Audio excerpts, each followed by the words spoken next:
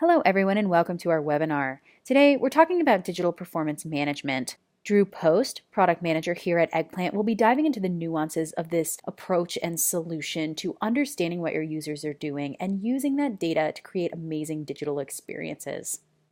If you have questions, please feel free to input them in the chat box to the right-hand side of your screen. And now, over to Drew. Good afternoon, everybody. My name is Drew. I'm the product manager here at Eggplant for web performance products. And today I'm really excited to talk to you about digital performance management, DPM. So I'm sure many of you will know, but for those of you that don't, Eggplant is all about helping people create amazing products that delight our users and continuously improve business outcomes. We truly believe that monitoring and testing are absolutely a great place to start because fundamentally these are the activities that focus on ensuring the products that you're making are actually meeting their purpose. But we really feel that monitoring needs to expand beyond its current definition. Beyond availability, is it up, is it down? Beyond reporting just simply timings. We really need to focus on business outcomes and how the technical aspects of what you're making influences those business outcomes. We want to then take that information and make recommendations on how you can fix and address problems, and then we want to loop all of that back in the development cycle to help predict the impact that new changes you are making will have on your production environment. So some really cool, lofty aspirations. This presentation, again, is all about DPM, and that DPM suite that I'm about to talk about is going to help you achieve everything I just talked about and more. So let's get started by diving into it. So there's a simple statement to be made here. Performance is user experience. And we all know performance matters for conversions, revenue, especially on a retail site. Forrester has a great quote, performance is user experience. And it's not just that either. There's loads of sort of public pieces of information out there, such as from Amazon, BBC News, Staples, Google, E10 that we see on screen here, that show that the impact that speed has is a quantifiable one when it comes to business outcomes, whether you're trying to sell something or retain users. Speed all has a negative detrimental impact, slow speed, I should say. Now, if we take a look on the left-hand side here, there's a really powerful statistic. 53% of mobile users abandon websites that take longer than 3 seconds to load. Now, think about your own website's user statistics. Think how many mobile users you have hitting your site. If you were longer than 3 seconds, that is a lot of those users to lose. So there's some real potential for business impact to come from paying attention to this sort of stuff. And above it, we also have some great statistics around mobile app usage. So this is independent from a mobile website. But mobile app users say performance is the number one reason why they delete an application off their phone. So we can all see here, performance is really important. And we hear it from our customers as well, time in, time out. Speed is important, everyone kind of recognizes it, but no one really quite knows what to do about it. And that's kind of evidenced here. 100% of digital applications would benefit from performance management. Everyone out there would benefit from this. But only 55% of teams do any sort of performance testing. Of that, only 20% do performance testing on all of their applications. And more importantly, only 5% of them do that on a continuous basis. That's crazy. I mean, this is something that affects people day in, day out. Why is this happening? Why are so few people spending this much time doing it? And we kind of have an opinion, and our view is that it's because it's really kind of hard. It's kind of complicated. First of all, you need to figure out what performance is most important for your website. What do I mean by that? Well, for example, if you're a grocery shopping website like Ocado or Sainsbury's, the checkout pages actually aren't that important when it comes to performance. So what do I mean by that? Well, if you're like, our typical weekly shop, we add 50, 60 items to the cart, go to checkout, and pay. Now, by the time I've added that many items to the cart, I'm pretty invested in what I've done. If the checkout page takes longer than 3 seconds to load, I'm probably not bailing at that point because I put the time into finding the items. Now, pull that forward, and let's say I'm trying to find that loaf of bread I'm after, or that butter or milk or what have you, and the website's really slow to respond. Well, at that point, speed certainly has an impact on it. And if I can't achieve what I'm trying to achieve, especially if it's taking an additional 2, 3, 4 seconds per item plus the search pages, I'm definitely not going to stay on that website. So the type of performance that you're after, it really does vary per website and where performance is applied in terms of what part of the journey the customer is on. So you now know what performance is most important for your website, but the question is actually how important is that? Traditionally you'd think, well, faster, better, but sometimes there's a trade-off to be had. So, imagine you're selling clothing, for example. It's all about the gorgeous imagery on the website. You really want people to feel like they can, they're holding those clothes in their hands by looking at these pictures. And the trade-off for that is obviously that's bigger file sizes. Now, traditional web performance says, well, bigger images equals slower equals bad. But reality says if you had tiny little images, you're going to sell far less clothing than if you had the big gorgeous ones. So it kind of needs to be taken with a dose of pragmatism, really. The same thing kind of goes with third-party plugins. Too many third-party plugins is bad. However, if they're the right ones, and even though they may have an impact on speed, they could still be good. We had one of our customers who is a retail customer and has a third-party plugin that allows one-on-one video chats with their sales representatives and people on their website. And they found that despite the fact it slowed down their website, they actually had more conversions because people were able to ask the questions they may have had on the website without leaving the context than they would had simply by not having it and having a quote-unquote faster website. So there's definitely trade-offs to be made. And it's very important to understand how much that actually matters on your website. So once you've figured out, again, what performance is most important, how much does it matter, the question is now, how do we improve performance on our website? What do we actually need to do to improve it? And this is where a lot of people get scared. They think, okay, well, there's a lot of things I can do. Where do I even start? We've implemented best practice, but it doesn't seem to improve our performance or our metrics. This is a really common question, and we're going to help you address that the further I get here into the DPM suite. And finally, and this is the key thing, how do I achieve continuous performance management? Because you don't do this just once. You can put a lot of time and energy into it, let it go to waste, and then all that time has been wasted. And that's really frustrating. So it's really about this sort of continuous performance management, both in live and back into development. One thing we also hear a lot is that teams don't have a lot of confidence because things can go wrong. It's about demonstrating that investment that they're making. And it's really important to have that sort of business outcome assigned to this performance work. We're going to improve page load times by 5 seconds because we think it's going to increase our revenue by X%. It still is crazy that we hear budget as being one of the key reasons why people don't go through with improving performance, even though it has a dramatic impact on the revenue. So we think that given the opportunity and given the right information, this is something that a lot of you would want to take advantage of. So performance matters a lot, but it can be difficult to know what performance you need to improve and how. And that's exactly what DPM is all about. Digital Performance Management, DPM, is a new approach to monitoring all that's important about improving your business performance of your website or your app. So let's take a look through these steps. The first thing to do is monitor. If you don't know where you're starting from, you don't know where you're going.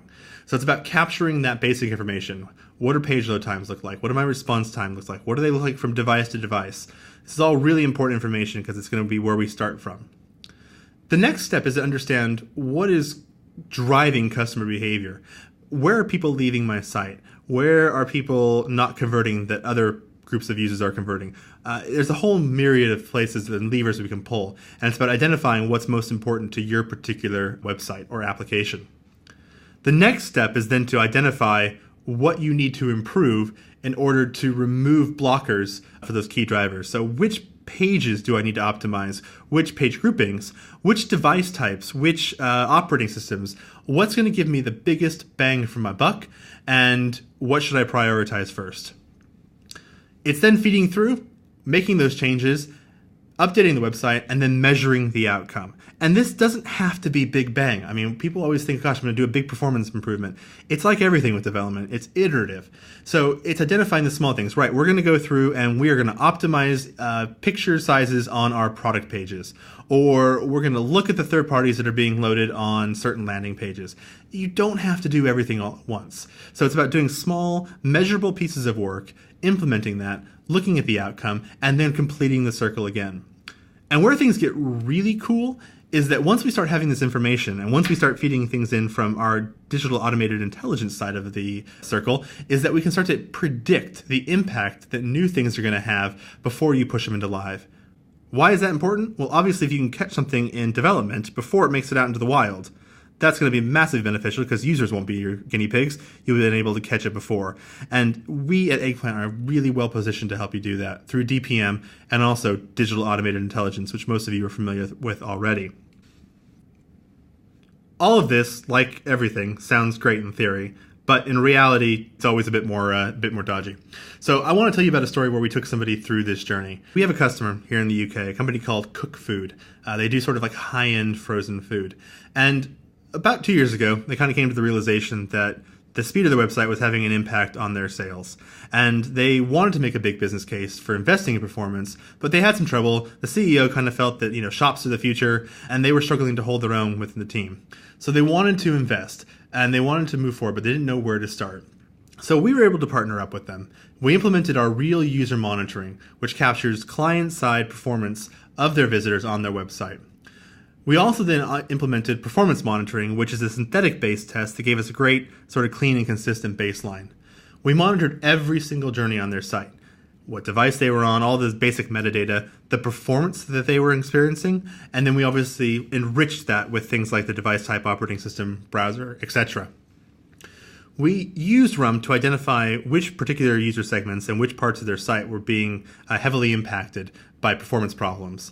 And then we used performance impact prediction to actually create a business case around investing in performance.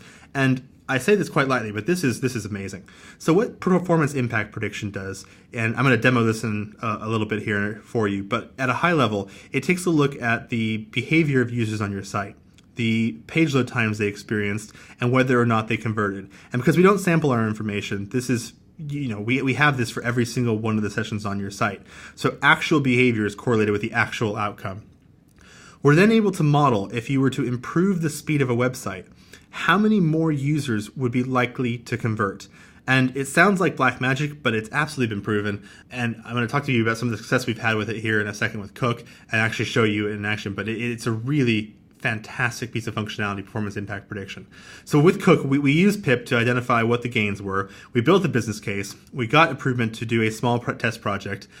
We then used some of the other tools we had, which were performance monitoring and also performance analyzer, to really identify where we needed to improve. So to kind of take that breadth of information from RUM and then look at the depth of information from performance analyzer and start to see, right, well, here's some unoptimized images, here's some blocking third parties, here's some things being loaded in a synchronous manner that could be loaded asynchronously. We've identified some common performance targets, made the improvements, pushed it out, and it was massively successful. We had a 7% increase in conversions. I mean, think about that.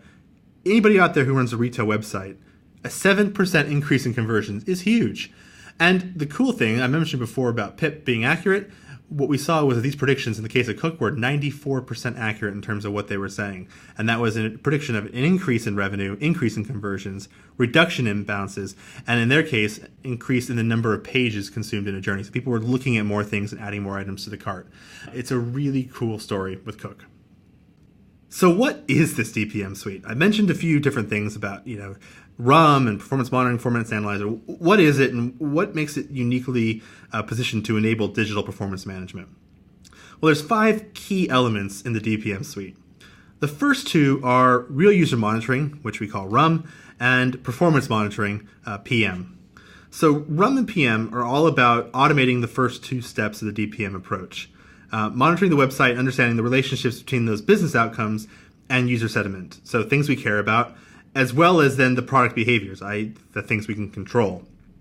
And then they use that understanding to identify the key areas we should focus on to improve business outcomes and predict the quantified impact of changes. The difference between the two of them is RUM focuses on gathering information about the business outcomes, users, and context from the browser itself. So it is something that's enabled on your site. It captures performance metrics for each device 24/7, 365, each page they visit, and beacons them back, where they're then aggregated into an anonymous, GDPR-friendly format that then gives us information about how our site is performing in the wild. We then augment that with performance monitoring. Now, performance monitoring is slightly different. It is a synthetic test agent that sits on fast, powerful hardware on a clean internet connection and gives you a nice, consistent measurement of performance across your site. And what's cool about it is that any sort of anomaly or variation that comes up, because it's being run on consistent hardware and a consistent connection, is a result of something on the site. So it kind of gives you a really good, holistic picture, and they work hand in hand from that perspective. Performance monitoring really is about sort of the depth, and I'm going to talk more about that in a second, and RUM is about the breadth of information. So the thing that makes this cool is that Eggplant DPM is really the only suite that does this correlation of business outcomes and technical behaviors. And there's a lot of tools out there. I can't stress this enough. A lot of tools out there that will show you the speed, or that show you, the page load duration, or the load times of your site. Nobody out there is really joining these things up. I mentioned it before when talking about the Cook case study. The fact that we know the actual performance of each session and whether or not that converted into a sale, that is part of the secret sauce. The rest of it, obviously, some data science magic. But when it comes to actually knowing that information, nobody out there is really doing that. So it's a really unique thing. So this real depth of key unique features is really what delivers. So additionally, we also understand the external context, such as like seasonality. And what I mean by seasonality, there's the typical stuff like, well, there's the holiday season. But with RUM data, there's actually seasonality throughout the day. So if you think about it, here in the UK, a lot of people take the train to work, and you are more likely to be on a smartphone, on a 3G, 4G connection, maybe higher latency. And then you get to the office and you've got a desktop computer on a fast connection. Come home, again, train, 4G. Then you're on your home connection, so maybe a mix of devices, but usually on a fast, consistent connection. This creates seasonality in the data throughout the day. So from a speed perspective, your site may appear, quote unquote, slower during the morning. But actually, it's just because of the profile of the devices accessing it. And if you look at the seasonality of purchases, we tend to see on typical retail sites a big peak in conversions and purchases in the evening. So a lot of browsing in the morning, browsing during the daytime, and then you'll see a peak in the evening that ends around 10:30, 11 o'clock. It's really important to understand this seasonality, and it's a really unique feature of our product. Again, we focus on the real user experience, and I think the thing that's most important about all of this is that instead of just throwing data and charts at you, what we try to do is really automate this and quickly highlight the most relevant user segments and product areas for improvement. You can, if you really want to, spend hours, literally hours digging into this information, but we don't want you to have to do that. People don't have the time to do that. Some people like to do it, but you don't really want to if you don't have to. So we like to do this on an automated basis, and I'll show you a lot more of that in our demo. Again, something unique to us is we then quantify that impact of changes. We saw that with performance impact prediction. And then RUM is also used at the end of this process to validate and impact changes that we made. So you have this tool that works around the entirety of this DPM journey. So real user monitoring, to summarize, and performance monitoring are all about the step 1 and step 2 of this journey. Post-change analysis, impact prediction, significant elements, user perspective views, and dynamic expected ranges. So the next two parts are performance analyzer and load testing. Performance analyzer and load testing are all about going into the technical detail of how to improve the performance of key product areas. So Performance Analyzer is a fantastic tool for doing that sort of deep dive, understanding at an object level on the web page what exactly is causing problems, and helping you surface up automatically where improvements can be made. I cannot stress the time savings that this provides by doing this in an automated fashion. There is a ton of data we're talking about here, and the real magic is being able to go through this in an automated fashion and have insights surface up rather than just data being thrown at you. And finally, the fifth part is our fast start services. So the idea here is that we are going to help you get through this journey the first time. By the time it's done, you will be fully enabled to enact continuous performance improvement in your company. So that's the Eggplant DPM suite. Real user monitoring, performance analyzer, load testing, fast start advisory. And this automates DPM by figuring out what matters, how much it matters, where do I improve, and how to do it continuously. And it's easy for anyone to come out and say what they've got is unique, but we actually have a number of patents with the USPTO and the UK Patent Office which prove that what we have is actually very unique. Think it sounds great? Well, let's see it in action. Let's jump into a demo.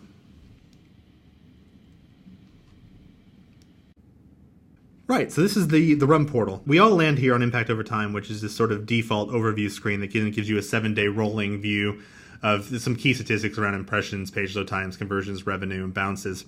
Kind of a great overview shot. Now, I'm going to spend some more time actually talking about the more DPM-focused features of the product, because you can actually spend quite a bit of time in here. But for the sake of this demo, I'm going to start off with our Significant Elements report. Significant Elements looks at the dimensions of data, so devices, operating systems, makes, models, browsers, etc., that are on your site at any given time, and looks at which ones are having significantly poorer or better experiences relative to the rest of your site. So quickly here I can see Android users are having a massively slower experience. But actually what jumps out at me is that tablet users, iOS tablet users, are actually having a significantly slower experience. Now, that means I might want to take a look at tablet sites. I might perhaps serving an unoptimized desktop version of my site to effectively a mobile tablet device, something I might want to look at. The other option we have is worst performers. Now, worst performers is very similar to significant elements, but it focuses more on individual pages on your site. And why that's important, these two reports, is that pages and specific groups of users are two really easy things you can target for optimization. So what worst performers does here is maps out in a scatter plot with the y-axis being the number of impressions, so the number of unique page loads in a given period of time, by the x-axis, which is the page load duration, so the median 50th percentile page load duration. And it shows you the 150 worst performing pages on your site. So what you're looking for are things that are over here to the right. And as I start hovering over it, I can see, okay, there's some microwavable foods, vegetarian, gluten-free, meals for one. There's a specific product page for lasagna. These seem to be sort of, I'm noticing they tend to be like product pages as I'm hovering over these vegetarian meals. Now I'm going to go up here and see what this big one is. Okay, so a lot of people hit that. It's a home page. That kind of makes sense. It's the initial page. Not much is cached in there. But these are the ones down here that have me concerned. Because if you remember the example we talked about before, especially for a retail website, those pages where you're trying to find what you're looking for, they tend to be the most impactful in terms of performance. And now that I've used RUM to identify which particular pages on my site seem to be having an issue, I'm going to jump over into Performance Analyzer, the next part of the DPM suite. So I've gone through, and I feel like this is a bit like a cooking show. I've pre-prepared this, but I've gone through and I had identified these pages before, and I ran them through Performance Analyzer. So I took the lamb product page, the beef product page, chicken page, and that vegetarian page that we saw. And I've run them through Performance Analyzer for sort of a deep dive of information. And I can see here, for example, that lamb page is actually slower disproportionately than the other pages, which were slow in and of themselves. Again, it's very easy to kind of look at it and say, wow, there's a ton of data in here. But what's really cool is we've made this sort of insight automated. So I'm seeing here a waterfall, a table of all of the individual objects that make up that lamb food page. And you can see all the links to them, the asset types, etc. But again, it's all information. What you're really looking at here, and where this is really powerful, is over here on the right-hand side, we have a column that actually offers you advice. So this particular object has two pieces of advice. And if I click on it, I can see here that we should consider setting the expiry header or cache control because this is a static resource. But the one that jumps out at me big time from a performance perspective is the fact that we could save 359 kilobytes by compressing this image further from 550 down to 191. That's a huge load. I mean, especially on a mobile device. I mean, that's 0.4 of a meg. That's a massive amount of space you can save. And is this something that's really an important thing? Is this one of those product images that maybe we make a compromise for? Well, it looks like it's not. It looks like it's actually the footer on the website. So immediately I've gone in and I've automatically been told this is something I should be looking at. And not only that, here's what you should be doing to improve it. So in this case, compressing it. That is a massive piece of insight that I can then take away and action straight away. So we've identified which pages are slow. We've identified why they might be slow, so they've got some big, heavy images that don't necessarily need to be. I now know that I need to compress that image, so I'm going to say, right, this is a piece of work that I want to do. But like everything, you need to justify the actual investment in it. So now that we've identified where the problem is occurring, using then Performance Analyzer to understand really what could be occurring and where I should be focusing some optimization, it's time then to build the business case for actually doing that work. And to do that, I'm going to jump back into the Real User Monitoring tool and pull up a feature called Performance Impact Prediction, PIP.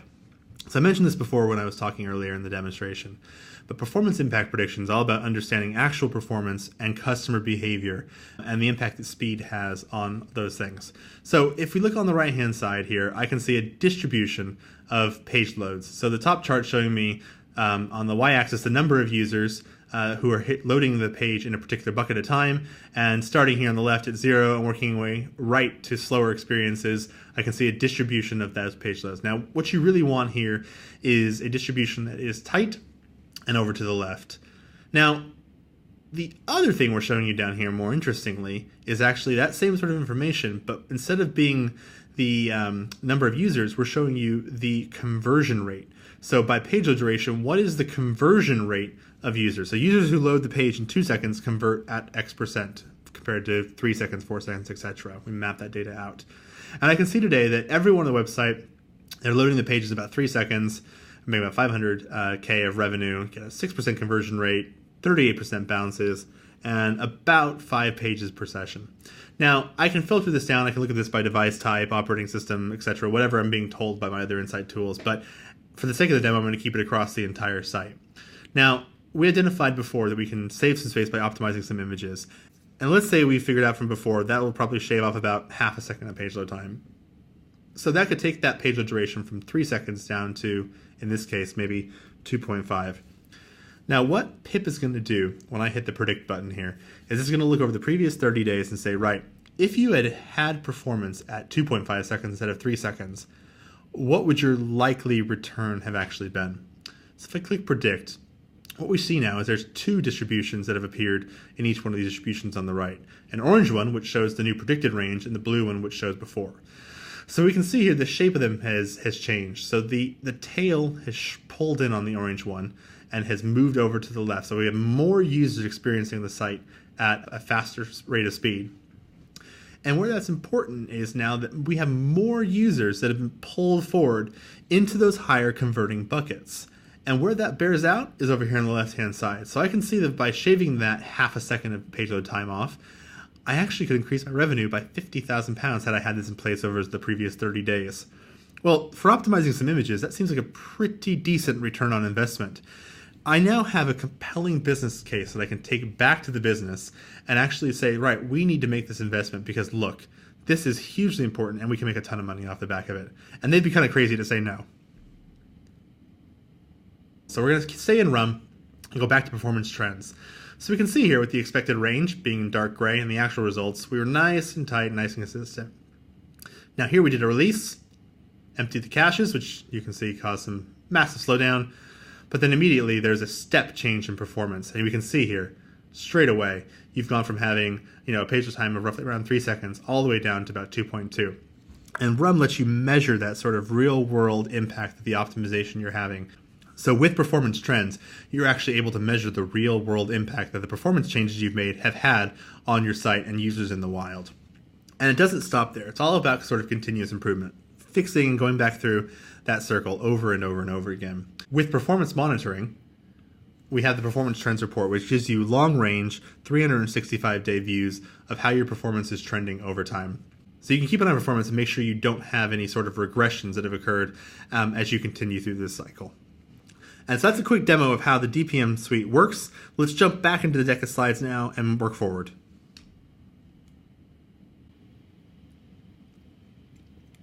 So that's a quick demo of what you can do with the DPM suite of applications that we have here at Eggplant Web Performance. Now, I'm sure that you can see this is only the beginning because as you can see from this roadmap on the screen, we have a ton of things to do, and there's some huge possibilities, some huge potential in the idea of continually monitoring business outcomes, understanding the factors that drive these outcomes, both positively and negatively, and then continually improving the products to optimize business performance. Again, I stress automatically as well. This could really transform how we develop and measure software. So, what are we doing next? As you can see from the roadmap, we have a lot. It's jam-packed, and as product manager, I'd love to go into that in more detail with you when we have some time, but let's highlight a few key themes here first. So the first thing is that we're going to go beyond performance. Today, we really focus on performance as a technical factor and how that correlates to business performance and recognizing what optimizations can be made. But on the roadmap, we have a lot of work going into understanding how other factors impact business performance. Product factors like errors and usability, factors related to how software was produced. Is it a new developer that made this particular piece of code? And understanding external context like marketing campaigns, events. I mean, this is one of my favorite stories. We had one of our customers who a couple years back all of a sudden noticed a dip in conversions and revenue. Now, the website looked fine. Everyone was running around like chickens with their head cut off. And then all of a sudden it fixed itself. And it took about 10 or 15 minutes. And it took some bright light to all of a sudden realize, well, hang on a second. There was just a solar eclipse. And actually, everybody stopped shopping on the website and went outside and looked at the solar eclipse. Now, of course, that's kind of a unique, weird opportunity, but it's that kind of external context that we want to bring into the product.